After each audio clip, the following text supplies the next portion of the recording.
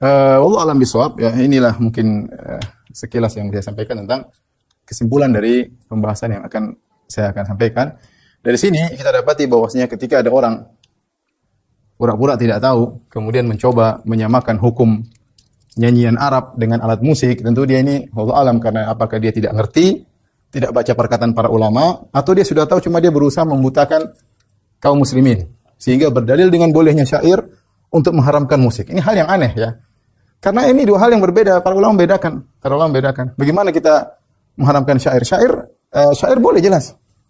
Kemudian ada Hasan bin Sabit radhiyallahu anhu yang penyair Rasulullah SAW. Tidak mungkin kita bilang syair musik. Musik istilah. Jangan kita pakai istilah segala yang bernada namanya musik. Kemudian kita mengatakan syair juga musik berarti hukumnya sama. Para ulama membedakan. Nabi SAW membedakan. Ya, musik jelas ma'azif. Ada secara bahasa Arab ada. Alat musik ya, alat musik beda. Ya, jangan bilang bahwasanya syair juga musik. Kemudian ada pemusik Rasulullah namanya Hasan bin Sabit radhiyallahu taala anhu, tentunya adalah suatu kesalahan besar.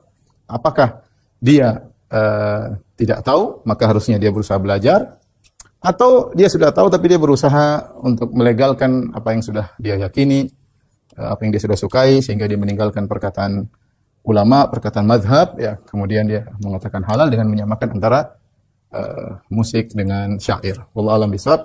Ini secara global insyaallah akan kita bahas setelah ini.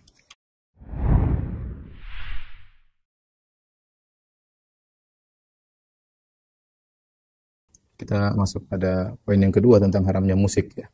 Ini adalah perkara yang disepakati oleh para ulama Syafi'iyah, tidak ada khilaf di kalangan mereka bahwasanya musik hukumnya haram. Dan bahkan bukan cuma ulama Syafi'iyah, 4 mazhab.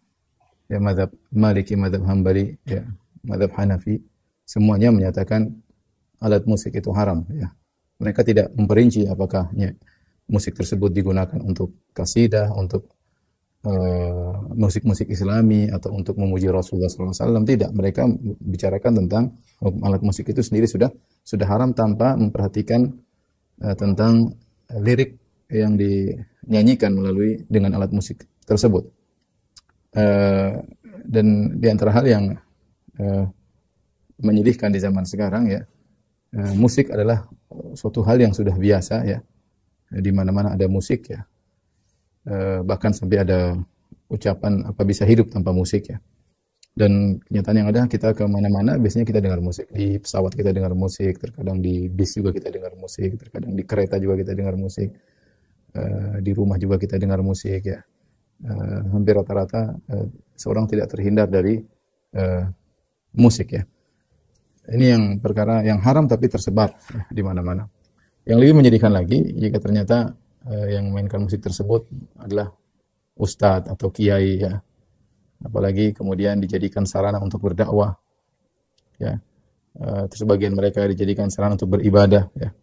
Dengan beribadah, dan ini adalah bentuk tasyabbuh kepada orang-orang Nasara yang mereka beribadah dengan alat-alat musik. Ya. Mereka mencampurkan antara kebenaran kebatilan ya. Yang Allah Subhanahu wa taala telah berfirman, "Wala talbisul haqqo bil batil." Janganlah kalian mencampurkan kebenaran dengan kebatilan. Ya. Sebagian mereka mengatakan adanya nada dan dakwah ya, mencampurkan antara dakwah dengan alat musik. Ini hal-hal yang banyak tersebar bukan cuma di tanah air kita, tapi secara umum di negeri-negeri kaum muslimin ya. Padahal ulama telah ijma akan haramnya. Ya. Yang lucunya sebagian orang-orang yang mengaku selalu kami bermadzhab Syafi'i, bahkan mengatakan harus bermadzhab, tapi ketika sudah bicara tentang musik, dia tidak pakai madzhab manapun. Ya. Kemudian dia berdalil dengan perkataan Ibnu Hazm lah rahimahullah, atau berdalil dengan Syekh Yusuf Al-Qardawi hafizahullah ya. Adapun madzhab tidak dipakai. Padahal selalu kami bermadzhab Syafi'i. Ketika sudah bicara musik, madzhab enggak dipakai sama sekali. Sebagian mereka ada yang nekat mengakui bahwasanya memang madzhab Syafi'i mengharamkan musik. Tetapi kondisi sekarang berubah sehingga hukum berubah. Menakjubkan saya dengar ada sebagian yang berkata demikian. Ternyata kita tahu madzhab yang kita agungkan bersama dan mereka agungkan madzhab Syafi'i ternyata mengharamkan musik. Tapi apa boleh buat? Tatkala mereka senang dengan musik ya, mereka terpaksa meninggalkan mazhab yang mereka agungkan tersebut. Maka pada kesempatan kali ini kita akan membahas berkaitan dengan alat musik. Maka pada kesempatan kali ini kita akan membahas hukum yang berkaitan dengan alat musik, juga hal-hal yang berkaitan dengannya, ya. Yang berkaitan dengannya. Saya akan memberi gambaran global sebelum kemudian saya akan menyebutkan perkataan para ulama dan dalilnya secara lengkap ya dari buku. Saya akan bicarakan tulis secara global, tolong diperhatikan ya.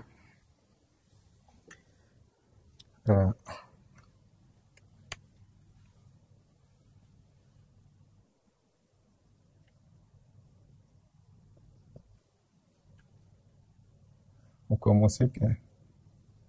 Nyanyian, lagu, tanpa musik, dan syair.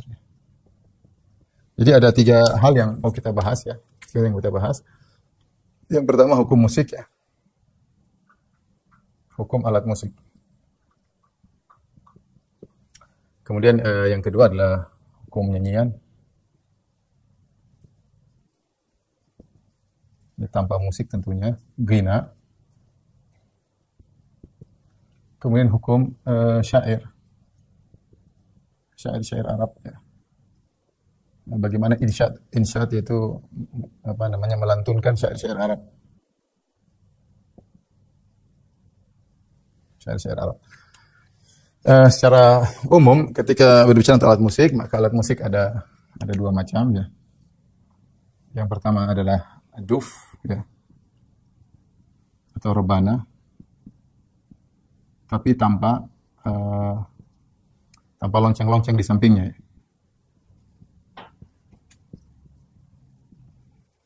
Di samping atau tepinya. Maka ini hukumnya boleh dipakai atau digunakan ya, dalam acara-acara walimah ya.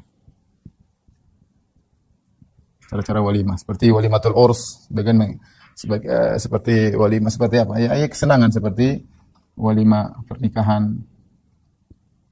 Kemudian misalnya hari Id ya. Hari Id. Kemudian misalnya khitanan mungkin ada yang mau pakai. Ini diperbolehkan ya. Ini diperbolehkan. Kemudian yang berikutnya adalah alat musik yang lain. Alat-alat musik yang lain. Yang lain ya.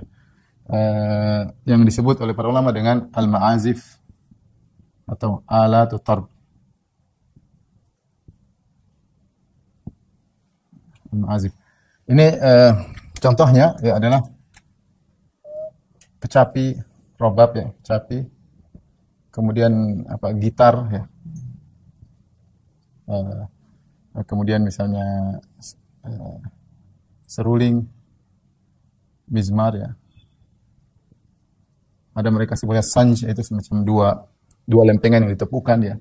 Dan lain-lain ya, kecapi, gitar, seruling ya. Apalagi zaman sekarang dengan berbagai macam alat musik modern ya seperti piano ya, kemudian banyaklah alat-alat musik zaman sekarang. Maka ini hukumnya ijma.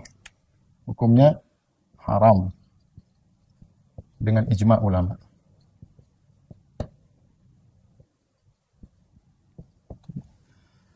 Adapun hukum nyanyian tanpa musik ya, maka nyanyian para ulama ketika mereka bahas, mereka ada menyebutkan 2 model nyanyian. Ini tanpa musik ya. Yang pertama, kalau nyanyian dengan musik jelas haram ya. Nyanyian tanpa musik. Atau kita boleh ya. Nyanyian dengan musik tentu haram. Adalah haram ya. Karena musik haram. Hukumnya haram dengan ijma'.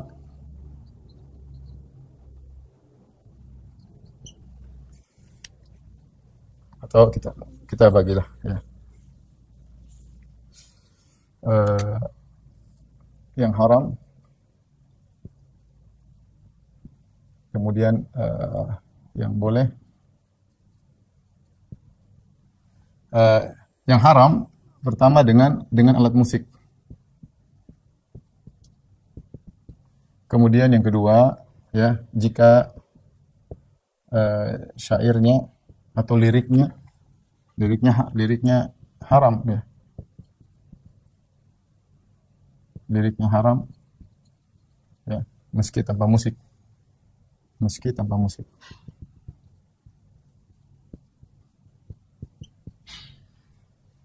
Kemudian yang ketiga, ini apa namanya? Meski tanpa musik, namun nada-nadanya benar-benar membuat fly, torp, membuat fly, ya. Bahasa Indonesia apa? Membuat melayang, ya, fly, ya, bagaimana? Melayang, ya. Yang dalam bahasa disebut dengan al-mutribah. Al-mutribah, ya. Ini yang dibahas oleh Ibnu Rajab Al-Hambali dalam kitabnya Fathul Bari. Ibnu Rajab Al-Hambali punya Syarah Sahih Bukhari, namanya juga Fathul Bari, sama dengan Ibnu Hajar punya Syarah Sahih Bukhari, Fathul Bari. Tapi Ibnu Hajar Syafi'i, Ibnu Rajab Al-Hambali bermadzhab Hambali. Dia menyebutkan al-ghina yang dibolehkanlah ghina yang orang-orang Arab, adapun ghina yang timbul belakangan ketika orang-orang Ajam masuk dalam Islam sehingga mereka membuat nyanyian-nyanyian yang benar-benar membuat fly, buat melayang, ya, maka hukumnya sama dengan seperti alat musik. Ini yang diharamkan oleh sebagian sahabat, oleh Ibnu Mas'ud, ya, di antaranya, ya. Nanti yang kita jelaskan. Yang boleh tentunya apa namanya? Dengan syarat yang boleh jika tanpa musik, kemudian liriknya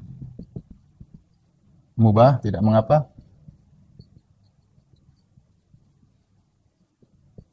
Kemudian tidak terlalu sering, ya, tidak keseringan.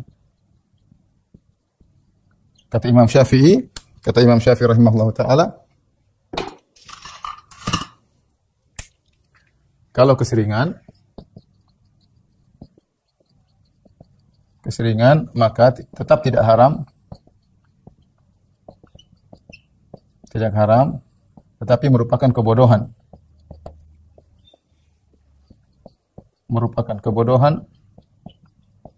dan ditolak syahadahnya.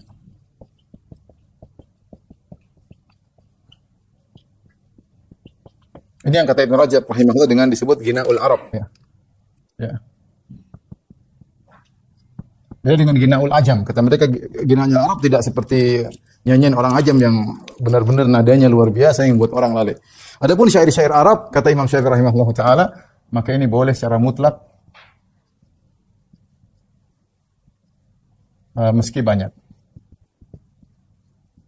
atau sering, tidak mengapa. Di antaranya Al-Huda itu adalah syair yang dibaca oleh seorang penggembala onta ketika ingin agar ontanya bisa berjalan dengan cepat. Ini di antara mungkin saya boleh ringkaskan tentang hukum alat musik, ya. Memang ini mungkin perlu ditinjau kembali bagaimana dengan alat nyanyian tanpa alat musik, ya, tetapi nadanya benar-benar membuat melayang. Ini yang zahir dari perkataan Ibnu Rajab Al-Hambali, ya, seakan-akan dia mengatakan haram. Tapi Allah alam, ya, ini perlu ditinjau kembali. Kemudian hukum yang selanjutnya berkaitan dengan hukum hukum akapela, ya.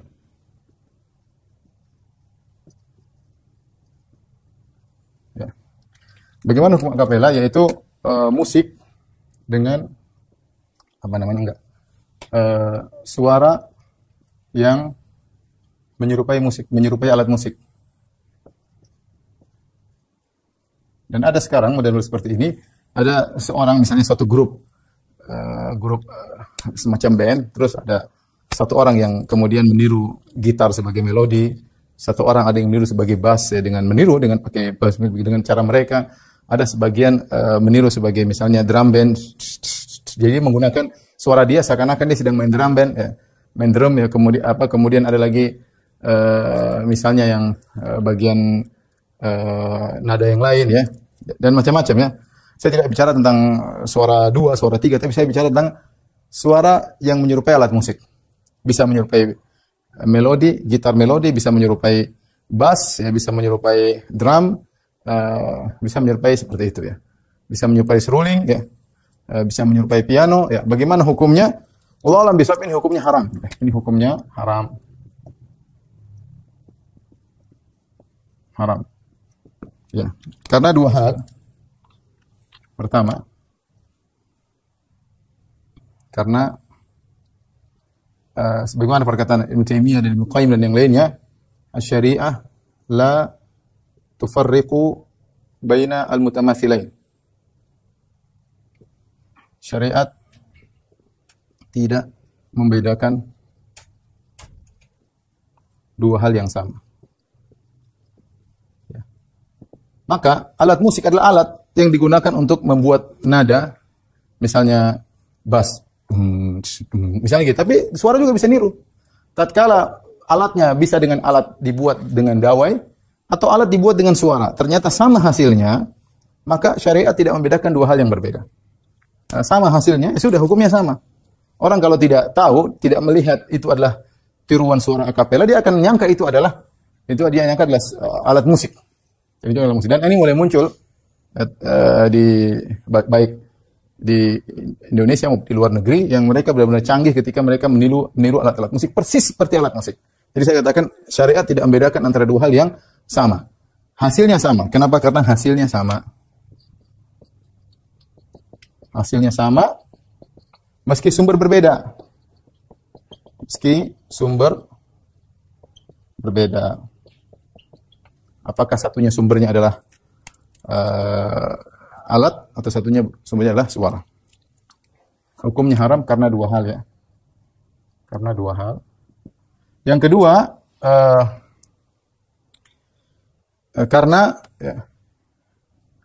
karena dampaknya sama.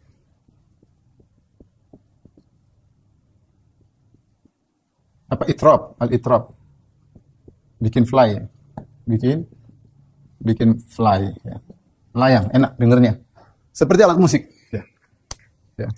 Dan apa namanya, tatkala dari sisi suaranya sama, hasilnya sama, dan dampaknya juga sama, maka zahir hukumnya haram. Ini fatwakan oleh banyak ulama zaman sekarang. Mereka mengatakan bahwasanya meskipun akapela, tapi hukumnya menjadi haram karena dua hal ini ya, karena dua hal ini. Wallahu alam bisawab. Wallahu alam bisawab. Ya, inilah mungkin sekilas yang saya sampaikan tentang kesimpulan dari pembahasan yang saya akan sampaikan. Dari sini kita dapati bahwasanya ketika ada orang pura-pura tidak tahu, kemudian mencoba menyamakan hukum nyanyian Arab dengan alat musik, tentu dia ini wallahu alam karena apakah dia tidak ngerti, tidak baca perkataan para ulama, atau dia sudah tahu cuma dia berusaha membutakan kaum muslimin sehingga berdalil dengan bolehnya syair untuk mengharamkan musik. Ini hal yang aneh ya. Karena ini dua hal yang berbeda. Para ulama membedakan. Bagaimana kita mengharamkan syair? Syair boleh jelas. Kemudian ada Hasan bin Sabit radhiyallahu anhu yang penyair Rasulullah SAW. Tidak mungkin kita bilang syair musik. Musik istilah. Jangan kita pakai istilah segala yang bernada namanya musik. Kemudian kita mengatakan syair juga musik. Berarti hukumnya sama. Para ulama membedakan. Nabi SAW membedakan. Ya. Musik jelas ma'azif, ada secara bahasa Arab ada. Alat musik ya, alat musik beda. Ya, jangan bilang bahwasanya syair juga musik. Kemudian ada pemusik Rasulullah namanya Hasan bin Sabit radhiyallahu taala anhu, tentu ini adalah suatu kesalahan besar. Apakah dia tidak tahu, maka harusnya dia berusaha belajar, atau dia sudah tahu tapi dia berusaha untuk melegalkan apa yang sudah dia yakini, apa yang dia sudah sukai sehingga dia meninggalkan perkataan ulama, perkataan madhab, ya, kemudian dia mengatakan halal dengan menyamakan antara musik dengan syair. Wallahu a'lam bishawab. Ini secara global insya Allah akan kita bahas setelah ini. Tolong difoto.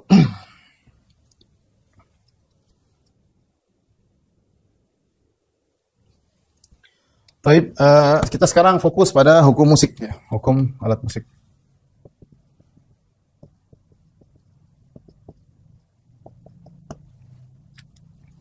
Hukum alat musik ya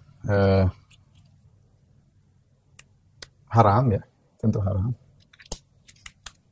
Atau dalil-dalil.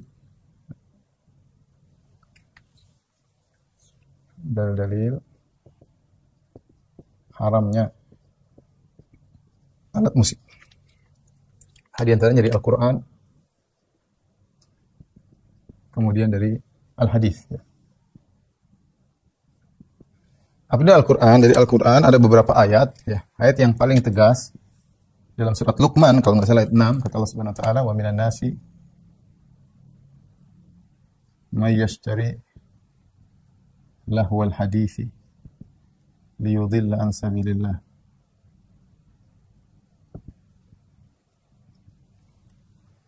Kata Allah Subhanahu wa taala, di antara manusia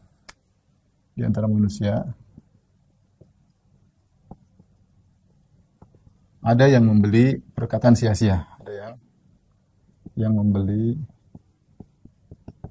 lahwal hadis, perkataan sia-sia.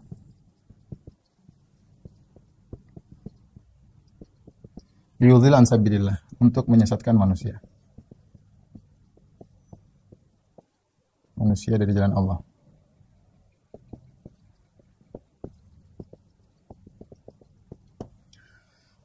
Lahwal hadis dalam ayat ini, ya, semua sahabat yang menafsirkan ayat hadis ini, semua sahabat dan tabi'in yang menafsirkan ayat ini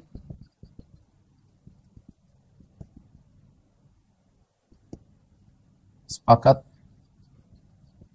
lahwal hadis sama dengan al-ghina, nyanyian.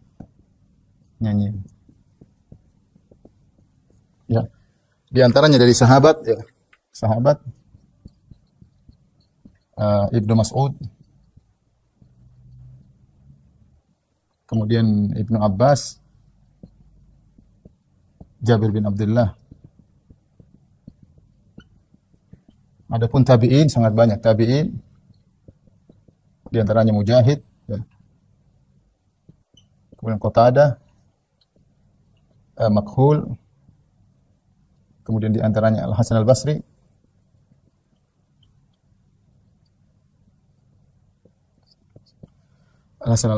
kemudian Ibrahim An-Nakhai,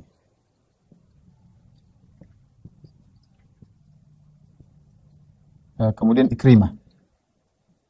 Rata-rata di antaranya murid dari, ada sebagian murid Ibnu Mas'ud, ada sebagian murid Ibnu Abbas, ya. Baik.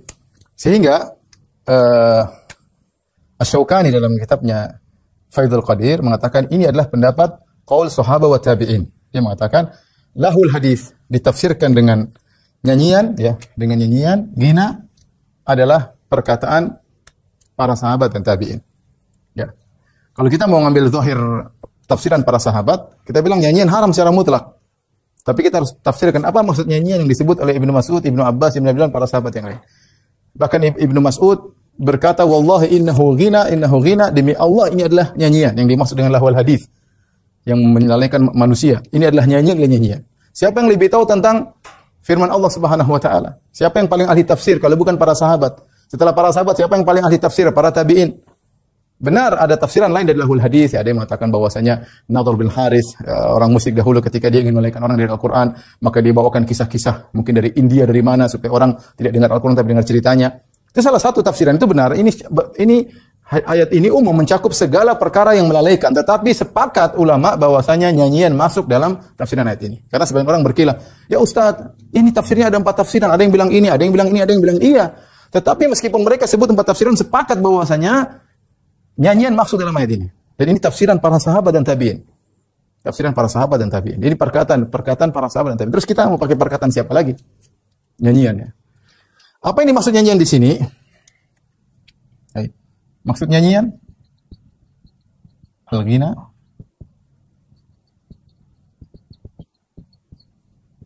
tadi kita sudah jelaskan nyanyian ada yang haram, ada yang halal, ya. Adapun nyanyian Arab, ya, tadi kata Imam Syafi'i rahimahullah dalam kitabnya bahwasanya nyanyian Arab tidaklah haram, tapi dia makruh. Nyanyian hukumnya makruh, tapi masih namanya makruh itu masih boleh. Masih dalam koridor boleh, ya. Makruh itu masih dalam koridor boleh, tapi tidak sampai bayyinul haram, tidak sampai haram, kata Imam Syafi'i rahimahullah taala. Ibnu Rajab Al-Hambali ketika menafsirkan yang maksudnya nyanyian di sini nyanyian bisa nyanyian dengan alat musik kata Ibnu Rajab disebutkan di Fathul Bari, atau nyanyian tadi menggunakan nada-nada yang diciptakan oleh orang-orang ajam non Arab, nada-nada yang buat orang lalai. Mungkin naik turun meskipun tanpa musik hasilnya sama. Ya. Sehingga makanya Ibnu Mas'ud mengatakan al-ghina yumbitun nifaq. Al-ghina yumbitun nifaq, bahwasanya nyanyi itu menimbulkan kemunafikan. Benar, kemunafikan. Dan ini kita bilang mereka sahabat, mereka lebih ngerti tentang maksud Allah Subhanahu wa taala dan maksud Nabi sallallahu alaihi wasallam ya. Nah, oleh karenanya ghina di sini bukan secara mutlak ya, sebagaimana tadi saya jelaskan pada tafsiran yang pertama, perincian yang pertama, tapi al-ghina di sini ditafsirkan oleh Ibnu Rajab ketika Ibnu Mas'ud mendapati orang-orang ajam yaitu orang Arab, Romawi, Persia yang mereka sudah punya alat musik tentunya. Ketika mereka masuk Islam, mereka buat nyanyi-nyanyian ya, dengan alat musik, maka Ibnu Mas'ud mengatakan itu ghina, maksudnya ghina yang nyanyian yang dinyanyikan dengan alat musik. Atau tadi zahir dari perkataan Ibnu Rajab, dia menafsirkan juga maksudnya nyanyian di sini adalah nyanyian yang seperti bukan nyanyian Arab tetapi nyanyian ajam yang nadanya benar-benar melalaikan, membuat orang fly.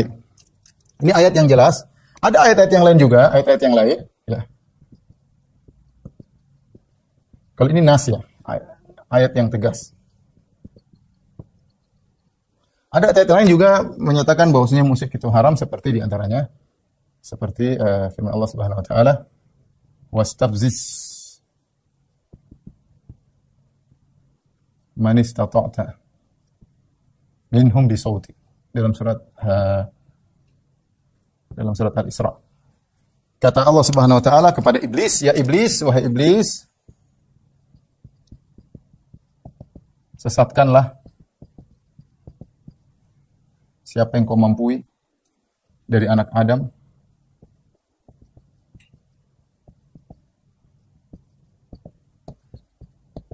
anak-anak Adam dengan suaramu ya. Yang benar, iblis menyesatkan dengan berbagai macam cara, di antaranya iblis menyesatkan dengan suara. Tetapi suara di sini yang benar, tafsiran yang benar adalah segala hal yang melalaikan, ya. Apakah dengan dakwah yang tidak benar, apakah dengan apa saja. Tetapi sebagian tabi'in menafsirkan suaramu dengan al-ghina, ya. Kalau saya tidak salah ingat tafsiran Mujahid, ya, salah seorang tabi'in. Kalau tidak salah Mujahid, ya, menafsirkan bisautik, dengan suaramu, adalah dengan al-ghina, nyanyian. Sehingga para ulama juga berdalil dengan ayat ini untuk mengatakan bahwasanya musik itu haram. Di antara juga mereka berdalil dengan ayat-ayat lain seperti firman Allah Subhanahu wa taala, ya, dalam surat Al-Furqan, walladzina la yashhaduna az-zura. Itu orang-orang, di antara ciri-ciri ibadur rahman,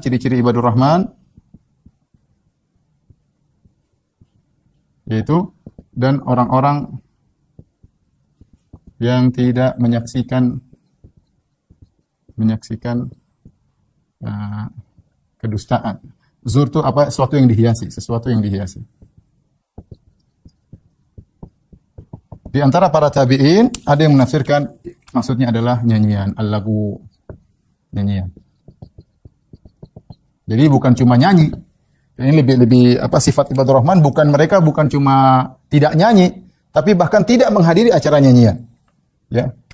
Bukan hanya mereka tidak bernyanyi,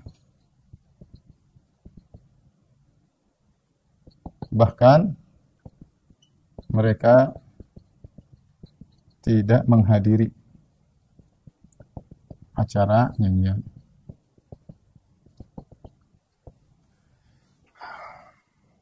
Demikian juga ayat yang lain, ya. Seperti dalam Al-Quran, Allah SWT, wa idza sami'u lagwa a'radu anhu. Jika mereka mendengar hal yang melalaikan, mereka berpaling.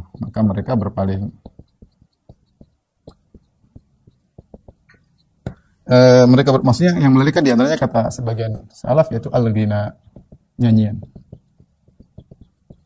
Taib ini adapun ayat-ayat ayat-ayat lain, saya bilang ini masih ada kemungkinan. Tapi ayat yang pertama sangat jelas. Sebagian tafsiran para sahabat lengkap, semua sahabat dan tabiin sepakat bahwasanya yang dimaksud adalah nyanyian. Adapun hadis, ya, hadis-hadis ada sekitar 6 hadis disebutkan oleh Syekh Albani rahimahullahu taala dalam kitabnya Tahrim ala Tarb. Ya, di antaranya hadis dalam Sahih Bukhari. Dalam Sahih Bukhari Al-Bukhari. Ya. Saya bacakan hadisnya. Ya. Hadisnya ma'ruf tentu, la yakuna aqwam min ummati. Saya ingin bacakan dari Sahih Al-Bukhari. Ya. Imam Al-Bukhari mengatakan, ya, di jilid 7 ayat 106, halaman 106, kata Imam Al-Bukhari, bab ma ja'a fi man yastahillul khamra wa yusammihi bi ghairi ismihi. Bab tentang orang yang menghalalkan khamr dan menamakannya dengan selain nama khamr. Lihat, Imam Bukhari sedang buat sebuah bab. Dia tahu bahwasanya fiqhul Bukhari fi tabwibihi, fikih Imam Bukhari itu berdasarkan bab-bab yang dia buat. Sekarang dia sedang membuat suatu bab, kemudian dia berdalil, dan dalilnya harus hadis yang sahih menurut Imam Bukhari, hadisnya sahih menurut Bukhari. Dan dia berkata, wa qala Hisham bin Ammar, berkata Hisham bin Ammar. Di sini Imam Bukhari tidak mengatakan haddatsani, tapi dia mengatakan wa qala. Dan kalau dalam ilmu hadis disebut hadis muallaq. Nah, di sinilah Ibnu Hazm rahimahullah berusaha mendhaifkan hadis ini dengan mengatakan Imam Bukhari meriwayatkan dengan ta'liq, tidak mengatakan haddatsani, dan hadisnya dhaif. Dibantah oleh para ulama bahwasanya Imam Al-Bukhari, ya, tersambungkan dengan Hisham bin Ammar. Bahkan banyak riwayat-riwayat yang bukan melewati Imam Bukhari tapi melewati yang lain melalui Hisham bin Ammar. Dan bahkan banyak riwayat-riwayat yang langsung menyambung kepada di atas Hisham itu Sadaqah bin Khalid. Intinya hadis ini sahih. Hadis ini sahih dan Imam Bukhari berdalil dengan hadis ini. Dia tidak menyebutkan hadis yang lain. Perhatikan sini, beliau tidak menyebutkan hadis yang lain dalam bab ini kecuali hadis ini.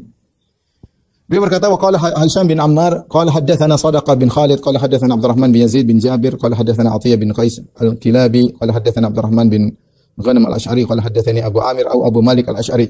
Wallahi ma kadzabani sami'a an-nabiy sallallahu alaihi wasallam yaqul. Bahwasanya sahabat ini Abu Amir atau Abu Malik al-Ash'ari mendengar Rasulullah SAW bersabda, la yakunanna min ummati aqwamun, akan ada dari umatku suatu kaum yastahilluna al-hira wal harira, yang mereka menghalalkan al-hira yaitu zina, wal harira menghalalkan kain sutra bagi laki-laki, wal khamra menghalalkan khamr, wal ma'azib dan menghalalkan alat musik. Wala yanzilanna aqwamun ila jambi alamin, akan ada suatu kaum yang mereka singgah di samping gunung, samping bukit, yaruhu alaihim bisarihatin lahum, kemudian kambing-kambing mereka, ternak-ternak mereka digembalakan, ya'tihim al-faqir li hajatin. Terus ada seorang fakir datang kepada mereka, ada keperluan, fayaqulun. Maka orang-orang ini berkata kepada fakir tersebut, irji ilaina ghadan, kembalilah kepada kami besok, fayubayyituhumullah wa yada'ul alam. Namun pada malam hari tersebut Allah timpakan adab kepada mereka, Allah angkat gunung, Allah timpakan kepada mereka, wa yamsahu akharin kiradatan khanazir, dan Allah merubah sebagian mereka menjadi monyet-monyet dan babi-babi ila yaumil qiyamah, sampai hari kiamat. Dan ini dalil yang sangat tegas bahwasanya alat musik itu haram dari beberapa sisi. Pertama bahwasanya Nabi mengatakan dalam rangka mengingatkan, layakunanna, akan ada min ummati aqwamun, dari umatku suatu kaum, ya, ini peringatan dan ini tanda-tanda hari kiamat. Di antara tanda-tanda mukjizat Nabi menyebut tentang perkara yang terjadi masa depan. Di antara tanda hari kiamat adalah orang menghalalkan musik, ya.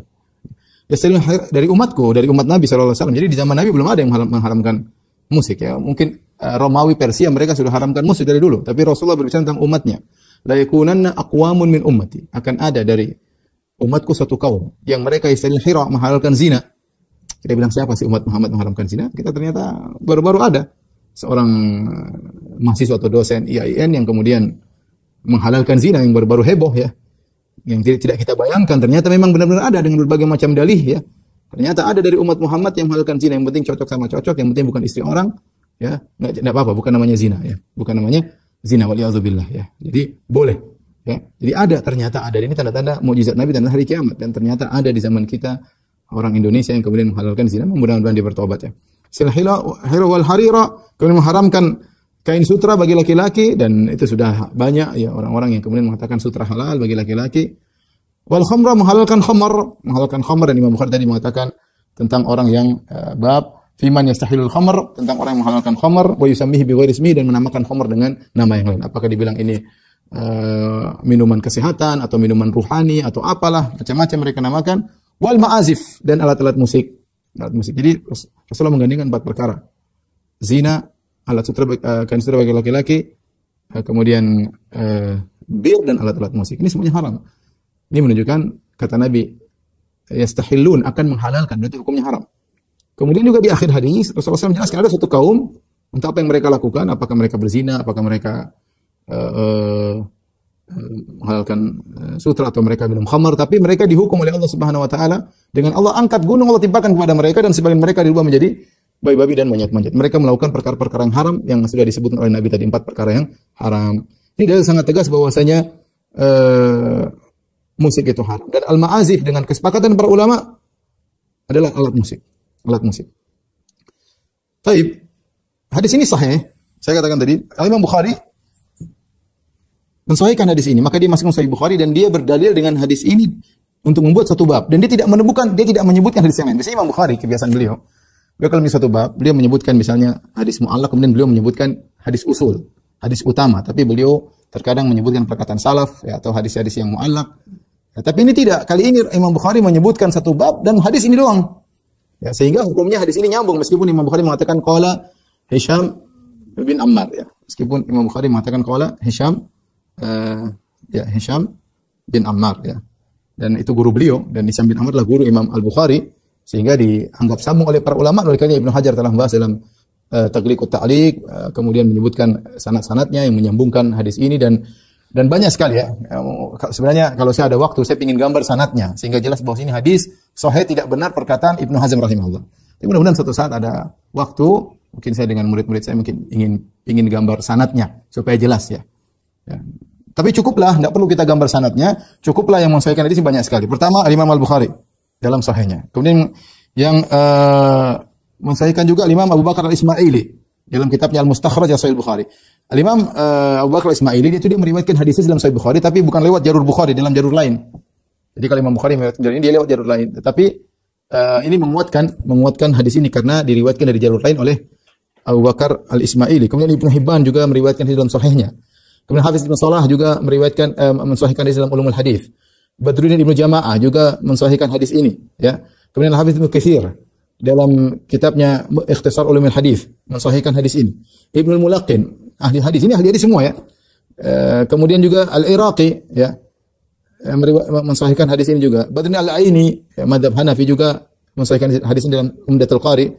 Ibnu Hajar Asqalani, ahli hadisnya ulama Syafi'iyah, juga mensahihkan hadis ini dalam kitabnya Taghliqut Ta'liq. Kemudian Ibnu Wazir ya juga mensahihkan hadis ini, As-Sakhawi dalam Fathul Mughith, Ahmad Syakir, Al-Albani ya, Syekh Al-Arnaud ya. Ahli hadis zaman sekarang apa? Albani, Syekh Al-Arnaud. Albani, Syekh Al-Arnaud. Semua mengatakan sahih. Ya. Kemudian dibuang semua ulama ini, ambil Ibnu Hazm ya, tentu ini tidak tepat ya, itu tidak tepat, dan mereka lebih hebat dari Ibnu Hazm dalam masalah hadis, dan lebih banyak, lebih hebat, lebih banyak. Baik. Kita lanjutkan. Oleh karenanya dalam haramnya musik ini adalah ijma ya. Ijma. Sepakat. Sudah disepakati ulama sebelum lahirnya Ibnu Hazm rahimahullah.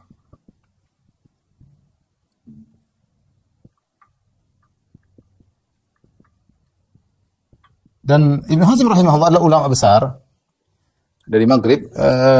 Bahkan sebagian ulama Syafi'iyah menganggap penyelisihan Ibnu Hazm tidak dianggap dalam banyak hal, karena dia banyak menurut mereka nyeleneh, sehingga penyelisihan tidak dianggap. Kalau seandainya belum terjadi ijma, maka pendapat Ibnu Hazm mungkin kita bisa anggap merusak menjadikan ijma tidak akan terjadi. Tapi ijma sudah terjadi sebelum lahirnya Ibnu Hazm, sehingga perkataan Ibnu Hazm tidak bisa merusak ijma yang sudah terjadi sebelumnya. Apalagi setelah beliau meninggal juga para ulama ijma. Jadi terjadi ijma sebelum dan sesudahnya. Ya, saya ulangi, terjadi ijma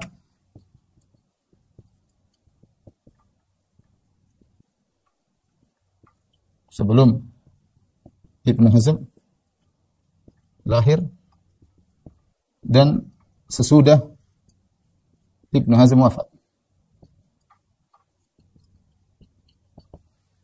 Jadi mau tidak mau kita bahwasanya kalau sudah ijma itu perkataan lebih kuat, sangat kuat. Berarti sepakat, bukan hanya sekedar haram saja, tapi sepakat ulama ya bahwasanya ini ijma ya. Baik. Makanya saya nukilkan perkataan Ibnu Hajar Al-Haytami, perhatikan ya. Saya nukil dulu yang perkataan ijma.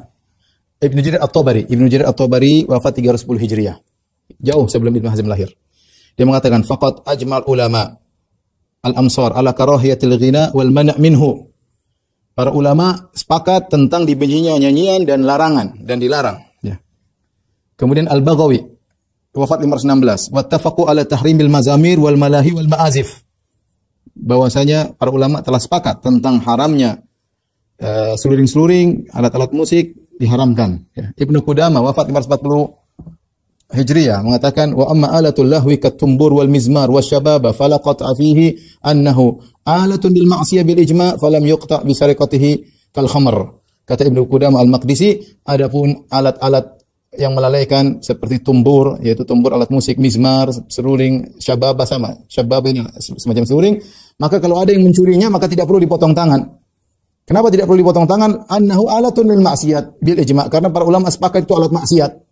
Falam yuqta' bi saraqatihi kal khamr, maka tidak dipotong tangannya orang yang mencurinya seperti mencuri khamr.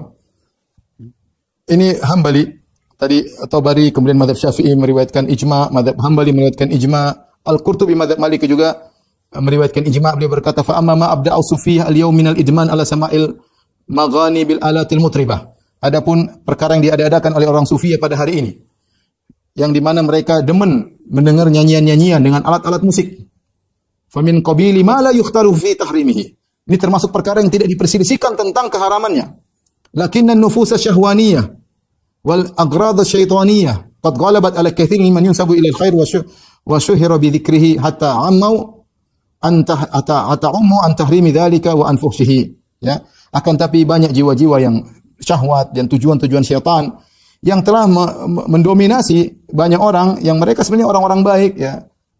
Kemudian terkenal ya, dikenal dengan kebaikan mereka sehingga akhirnya mereka dijadikan buta, tidak bisa melihat haramnya hal ini dan buruknya hal ini.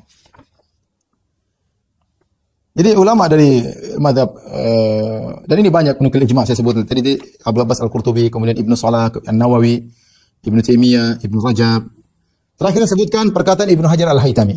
Beliau berkata, perhatikan, wal autar wal ma'azif katumbur wal udi was sanj, aidil autari wal rabab wal janj wal kamanjah was sintir wad dirij. Ini alat musik disebut ini. Ada mungkin ada gitar, mungkin ada kecapi, ada dawai, ada seruling ya, ada janj, apa itu? Janj itu apa sih? Saya lihat tadi di kamus.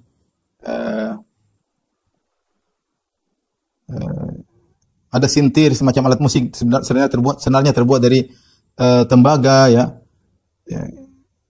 Dan macam-macam ya, yang bersenar ya. Wa ghairu dzalika min al-alatil masyhurah, dan alat-alat yang lain terkenal inda ahli lahwi wasafah wal fusuq, yang sering dipakai oleh orang suka lalai, orang bodoh dan orang-orang fasik. Hadhihi kulluha muharramatun bila khilaf. Ini semuanya haram tanpa khilaf. Wa man haka fihi khilafan, siapa yang mengatakan ada khilaf, faqad ghalata aw ghalaba alaihi hawahu. Yang bilang ada khilaf, perhatikan, yang bilang ada khilaf, maka dia telah salah dan telah dikuasai oleh hawa nafsunya. Hatta asammahu wa a'mahu, sehingga hawa nafsunya membuat dia tuli dan buta. Wa mana'ahu dahu, sehingga dia terhalangi dari ikut petunjuk yang biasa dia jalani. Wa zalla an sunani taqwahu, dan dia akhirnya tergincir dari ketakwaan yang biasanya dia melakukannya ya. Jadi ini ijma' para ulama, tidak diragukan bahwa hukumnya haram, selesai hukumnya haram, mau diapain juga ijma'. Adapun perkataan ulama Syafi'iyah maka sangat banyak, hanya saja waktu kita terbatas ya. Tapi disebutkan misalnya perkataan Imam Syafi'i rahimahullahu taala, beliau mengatakan tentang hukum potong tangan bagi orang yang mencuri. Beliau berkata, "Fa kullu ma lahu thaman hakadha yuqta'u fihi." Semua perkara yang dicuri kalau punya harga, harganya balagha qimatu rubu' dinar, kalau harga barang tersebut harganya seperti 1/4 dinar, yaitu kira-kira 1 gram lebih dikit. Ya, misalnya 1 gram sekarang harganya 1 juta, kalau ada barang yang dicuri nilainya sekitar 1 juta, Apakah mushafan dalam bentuk mushaf, kana au saifan atau pedang, au ghairahu mimma yahillu thamanuhu, yang barang-barang tersebut halal untuk dijual belikan, fa in saraka, maka harus dipotong. Kalau ternyata, tapi kalau kurang dari rubu dinar, misalnya cuma curi 500.000, maka tidak dipotong tangan. Selama dengan syarat mimma yahillu thamanuhu, dari perkara-perkara yang dicuri tersebut perkara-perkara yang halal. Fa in saraka khamran, adapun jika dia mencuri khamr, bir, wa au khinziran, atau dia mencuri babi, lam yuqta, maka tidak dipotong tangannya, li'anna hadza haramus tsaman, karena ini barangnya haram harganya. Wala yuqta fi tsamani tumbur wal mizmar, dan juga seorang tidak dipotong tangannya kalau dia mencuri kecapi dan seruling. Kalau dia mencuri kecapi dan seruling, kecapi ada dawanya, ada senarnya, atau dia mencuri seruling, maka tidak dipotong tangannya. Di sini perhatikan Imam Syafi'i menyamakan tumbur, kecapi dan seruling sama seperti khamar dan babi, ya, sama-sama haram maksudnya. Ya. Kemudian beliau berkata, walau kasara lahu tumburan aw mizmaran aw kabaran wa illam yakun, kemudian beliau berkata, wa illam yakun yasluhu illa lil malahi fala syai' alayhi wa hakadha law kasaraha nasraniyun li muslim aw nasraniyun aw yahudiyun aw musta'man aw kasaraha muslim li wahidin min haula'i abtala dzalika kullu. Beliau menjelaskan bahwasanya kalau ada yang mematahkan alat musik kecapi atau seruling, ya, atau yang semisalnya, ya, yang ini digunakan tidak lain kecuali untuk alat-alat nyanyian, ya, malahi, maka tidak perlu bayar, tidak perlu ganti rugi maksudnya. Demikian pula kalau orang Nasrani yang menghancurkan punya Muslim ada orang Nasrani datang hancurin punya Muslim, sama, tidak perlu bayar. Atau Yahudi datang ke seorang Muslim hancurkan alat musiknya seorang Muslim, maka tidak perlu bayar. Musta'man, orang kafir yang minta pengamanan kemudian datang dia menghancurkan alat musik seorang Muslim, tidak perlu bayar. Dan sebaliknya juga kalau Muslim yang menghancurkan punya mereka juga tidak perlu bayar. Nah, ulama Syafi'iyah sepakat, ya, bahwasanya musik hukumnya haram. Tapi, hanya saja mereka khilaf. Apakah main alat musik ini dosa besar, dosa kecil? Ada khilaf di kalangan mereka. Sebenarnya mengatakan dosa kecil, sebenarnya dosa besar. Yang mengatakan dosa besar adalah Ibnu Hajar Al-Haytami dalam kitabnya Az-Zawajir. Ya. Dalam kitabnya Az-Zawajir dia memasukkan mendengar alat musik. Alat musik adalah hukumnya dosa besar. Hukumnya dosa besar. Jadi dari sini kita tahu bahwasanya hukumnya haram, maka tidak perlu kita mencari-cari dalih untuk menghalalkan alat musik. Terlalu banyak perkataan Syafi'iyah, ya, yang mengatakan orang main musik itu bertasyabuh dengan para peminum khamr, orang main musik itu bertasyabuh dengan orang fasik, alat musik itu membuat orang mengantarkan kepada maksiat, mengantarkan kepada dosa besar, ya, dan macam-macam, menumbuhkan kemunafikan. Benar, orang kalau suka main musik gimana dia mau khusyuk? Susah, ngomong kosong, ya. Musik itu, ya, dalam hatinya selalu musik-musikan, bukan Al-Quran, bukan, enggak. Ingin bahasa sering sampaikan. Kalau ingin bahagia tinggalkan musik. Saya bukan bicara omong kosong, artinya saya dulu juga main musik. Jadi orang kalau main musik, dia udah hatinya penuh dengan itu, ya. Hatinya penuh dengan itu, ya. Meskipun dia sholat, mesti baca Quran, beda. Tapi kalau dia baca Quran benar-benar hatinya benar-benar bahagia dengan Al-Quran.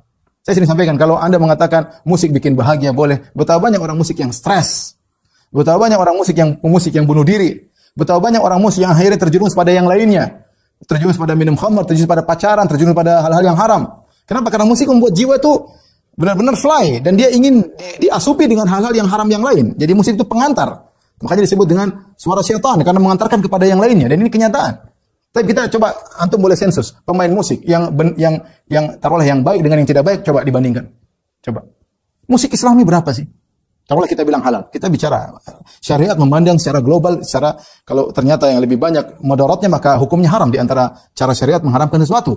Seperti yas'alunaka al-khamri wal maisir qul fihima itsmun kabir wa nafi'un nas wa itsmuhum akbar min naf'ihima. Mereka bertanya kepada engkau tentang judi dan khamr, ya. Katakanlah bahwasanya pada keduanya ada dosa dan ada manfaat, tetapi dosanya lebih besar daripada manfaatnya. Benar, khamr ada manfaatnya, bikin orang lupa. Kalau stres minum khamr bisa hilang lupanya, tapi haram, dosanya lebih besar. Kalau kita bilang musik halal juga, taruhlah, kita jujur, ya, kita bandingkan pemain musik yang baik, yang genah dengan yang tidak genah, coba. Yang dangdutan, yang rapper, yang rusak. Banding 1% belum tentu. 1% yang baik belum tentu ada dibandingkan dengan yang rusak. Dengan yang dangdutan, dengan yang joget-joget, dengan macam-macam cinta-cinta apalah, maksiatlah mengajak kepada. Tapi yang mungkin yang nyanyi solawatan sedikit, nggak banyak dibandingkan dengan, saya bicara dibandingkan dengan yang maksiat, ya. Yang ini saja sudah jelas bahwasanya musik melalaikan, ya. Dan kalau sudah datang dalil sudah selesai. Sudah datang dalil sudah selesai. Sebagian orang mengatakan, Ustaz, musik kan suara yang indah, nggak boleh kita dengar. Kalau gitu nggak boleh kita dengar suara-suara burung dan yang lainnya. Makin dibantah oleh Al-Ghazali dalam kitabnya Ihya Ulumuddin dari ulama Syafi'iyah, ya. eh, beliau berkata ya, eh, ketika beliau mengatakan bahwasanya suara-suara yang indah seperti suara andelip semacam suara burung, kemudian suara-suara yang keluar alami, maka hukumnya tidak mengapa dikiaskan dengan suara burung. Kemudian kata beliau, wala yustathna min hadhi ilal malahi. Yang diharamkan cuma alat-alat musik, wal autar, senar-senar, wal mazamir, dan suling-suling. Allati warada syar'u bil man'i minha, yang syariat mengharamkannya. Ya, sudah selesai. Jadi kalau syariat sudah mengharamkan, maka kita katakan hukumnya haram. Wallahu a'lam bishawab. Sampai di sini saja kajian kita, insyaallah kita lanjutkan pekan depan.